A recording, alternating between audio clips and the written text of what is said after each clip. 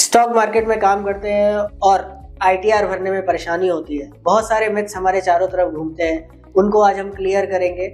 मेरा नाम है शिवाल रस्तोगी, आई एम फ्रॉम बंधु for you services private limited और यही क्वेरीज का आंसर देने के लिए आज हमारे साथ मौजूद हैं सीए तन्मय जैमिनी, जिनको ओवरऑल 15 साल का एक्सपीरियंस है और पोस्ट क्वालिफिकेशन 8 साल का एक्सपीरियंस है। तो उनसे जानेंगे कौन से मिथ्स सही हैं, कौन से मिथ्स गलत हैं और वो काफ़ी क्लैरिटी हमें देंगे।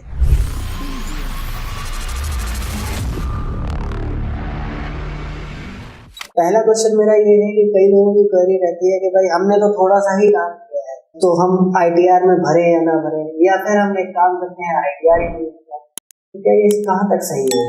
देखिए, ये चीज बहुत डेंजरस है क्योंकि इनकम टैक्स अथॉरिटीज को सारी रिपोर्ट्स स्टॉक रेगुलेटर्स के थ्रू सारे उनके पास रिपोर्ट्स आ रही हैं और अगर हम कोई इंफॉर्मेशन को अपनी आईटीआर में नहीं दिखाते हैं या हम आईटीआर ही नहीं दिखाते हैं तो इनकम टैक्स डिपार्टमेंट ये प्रिज्यूम करता है कि ये आपकी अनडिस्क्लोज ट्रांजेक्शन है।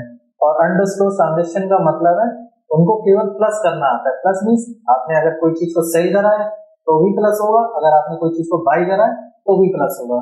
उनके पास केवल प्लस का फार्मूला है, तो सारी वैल्यूज को प्लस करके वो आपके इनकम प्रिज्यूम कर लेंगे और आपको आने वाले 3-4 साल में उसके अगेंस्ट नोटिस आपको आ जाएगा। तो दूसरा क्वेश्चन हमारा ये है कि लोग कहते हैं हमने तो इस साल में लॉस किया है, तो हम ये इनकम टैक्स रिटर्न में क्यों ही भरे?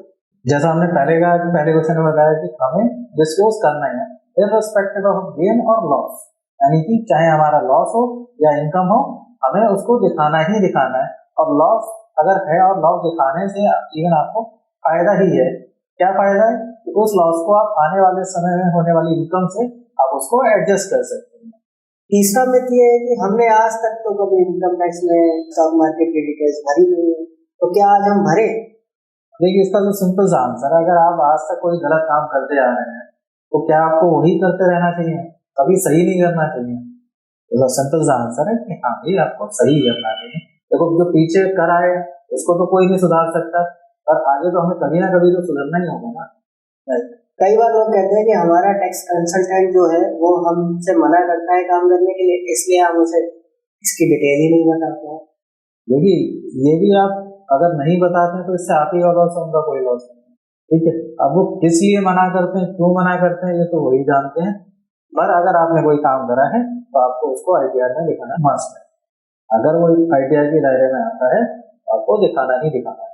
कई लोगों का क्वेश्चन ये होता है हमसे तो किसी ने डिटेल मांगी ही नहीं, तो हम क्यों दें?